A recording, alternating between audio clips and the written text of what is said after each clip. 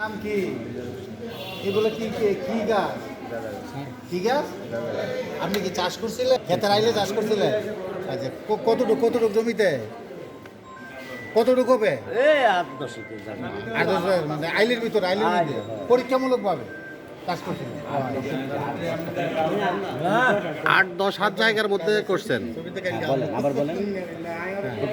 কতটুকু জায়গার মধ্যে করছে? 8-10 জায়গার মধ্যে। কেন করলেন এটা? কেন করলেন? হ্যাঁ, শয়তানে পাইছে এই কারণে করছে। এটা কি অপরাধ কিনা চাষ করা? গাঁজা চাষ করা কি অপরাধ কিনা আপনি স্বীকার করেন? হ্যাঁ, আপনার নাম কি?